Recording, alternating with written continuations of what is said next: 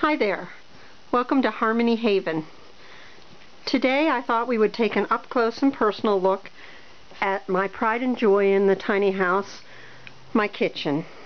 I'm a real foodie. I love to cook, and so I always knew when we started talking about a tiny house that I had to have a kitchen that had room and that had the functionality for me to still be able to enjoy cooking the healthy meals I love to cook.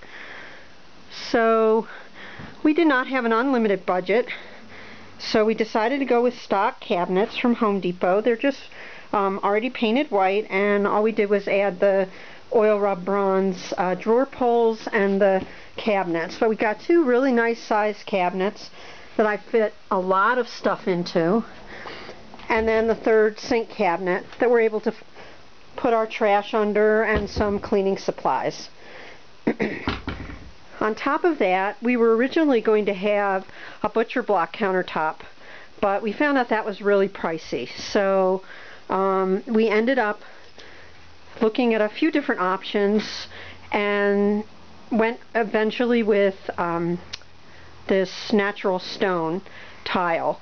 They're 12-inch tiles, and we grouted between them. And I was originally not a fan of tile for a countertop, but over time I came around, and when we found this natural stone, we really loved it. We think this part right here kind of looks like a tree trunk, and it's called Rainforest Green, and it just turned out beautiful with the white cabinets, and then our builder added beautiful red oak trim to the edges.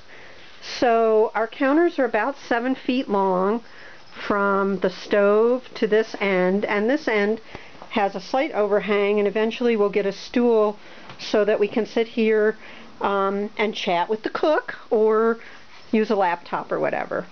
So one of the things that I wanted in my kitchen was my cookbooks. I had to give up my print cookbooks because I just don't have room for them.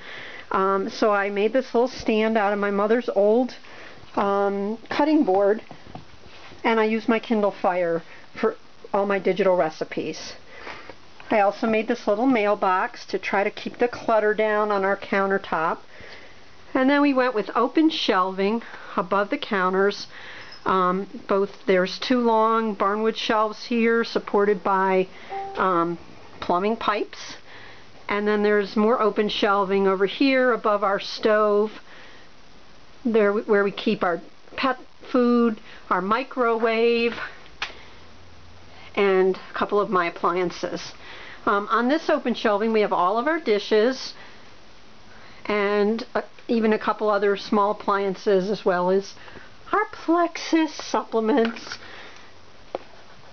And then we're hanging our mug collection, because we do collect mugs that are mementos of places we've been and things that are important to us, like the Syracuse Orange and the Pittsburgh Steelers and our Scottish heritage. Let's see, we have a nice 7-inch double sink. I know a lot of tiny homes go for the farmhouse sinks, but my husband Jim really likes to have 2 sinks, one for washing, one for rinsing. As you can see, we have some clean dishes in there right now sitting. Love having the window right over our kitchen sink that I can look out. And we also added some hanging baskets. They're a little empty right now, but we keep fruits and vegetables in there. And they don't show up real well in this light, but I had to have 3 pendant lights in different colors. I just love the color. And then I hung up my pots and pans, as you can see, and I have quite an extensive spice collection. I keep them in magnetic tins that are fastened to stainless steel strips under the countertop, and then also there are some on my range hood, both under and over.